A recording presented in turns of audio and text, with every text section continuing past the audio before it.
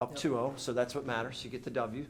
Where do you feel the performance was for the team? I know there was stuff Nelly wants to clean up. How do you look at it? I think we all agree we need to clean it up a bit. Obviously, game one very sloppy. You can blame it on the bye week, shaking off some rust, but more mental details that we just need to clean up. No duplication, D-zone coverage, stuff like that. And I thought we made a big step. Game two there, obviously we had a bigger lead and played a little bit better, but still too many mental breakdowns.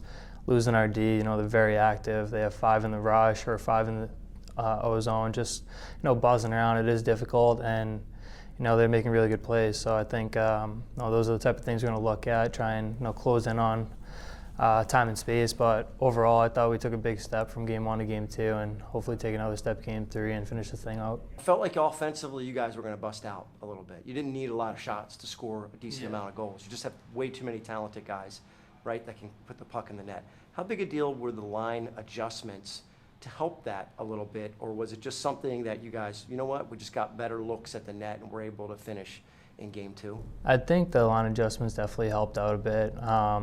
There's just so much speed and skill up there on the first line now, and you saw it, I think, second shift of the game. Frankie's slashing through like he's supposed to, and it was a scrum on the right side, pass over Snavs on the left, they're deep pinch, and nobody's catching Frankie. And you've had the same type of deal with Jimmy and Miro, where Cal made an unbelievable save on that play, but similar situation. So there's just a lot more speed, a little more chemistry, and we got 4 lines rolling, kept our heads, and capitalized on a power play here. But I like the way we were rolling, and it was definitely a little bit better to get off to a hot start. And we kind of left them in the game a little bit. I think we were up 2-0, had a power play, didn't score, and they came down and buried one. But after that, I thought we really put our foot on the gas, and I think we were giving up too many chances to shoot. We're trying to be a little too cute and make that last pass, and it is playoffs. It's difficult. It's congested in the middle, and Cal's a really good goal. He's going to attack the shooter, so you try to want to get off to his sides. But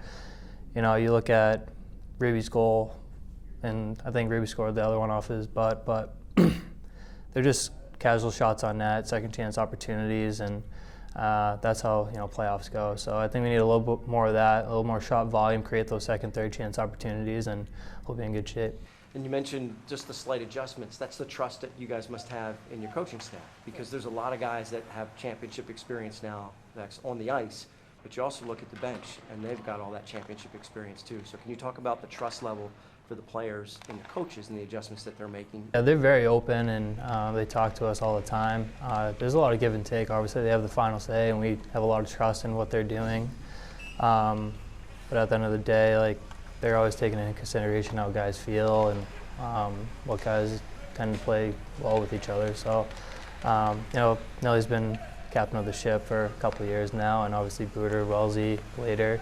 They've been awesome, and we really love having that group together, and just what they were able to do with us last year, coming in late and putting the team together and doing what we did, and coming back the following year and strengthening that foundation and building it into something a little better. Hopefully we can get the job done all the way, but we don't want to look too far ahead. Everyone's got trust in our coaching staff. Sometimes things don't go the way we expect, and as long as we follow the game plan, they're going to take the blame. And he says that all the time, have the trust in us. If things fail, that falls on our shoulders. But if we don't stick to the game plan and guys start doing their own thing, then that's when stuff starts to fall off the rails. So, we always says the only team that can beat the Hershey Bears is the Hershey Bears, and we truly believe that. So, we follow our structure, follow our leaders, and we'll be in good shape. Yeah, as one of the team leaders, you're the conduit from the coaches to the players, and so you might have some guys that are new, not necessarily questioning, a lot of, but just hey, why are we doing it?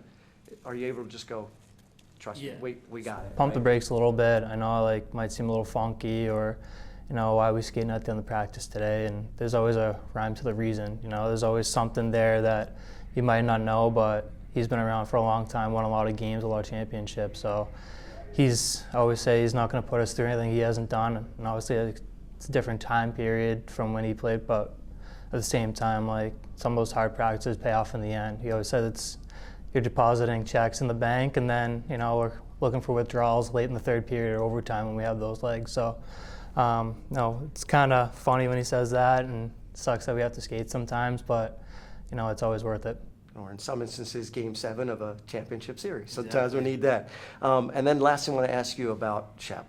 I mean, you know, Nelly was talking about you could see it in the last 6 weeks of the regular season, but there's playoff Shep and there's regular season Shep, both excellent.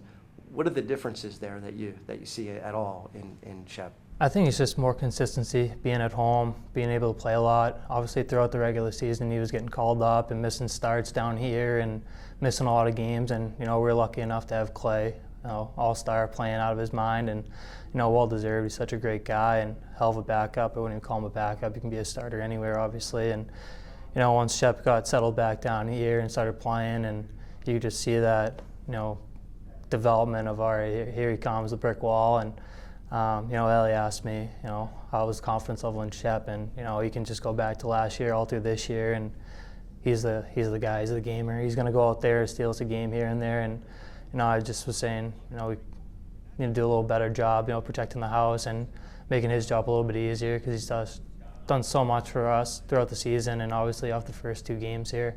I thought we definitely could have lost the first game if it wasn't for him, and, you know, a couple big saves in game 2 helped us keep a lead and, you know, extend it later on for him. So, you know, confidence level is high in him. He comes into work every day just ready to go. You know, he's got the headphones, he's got his mind dialed in, and everyone just leaves him alone, let him be.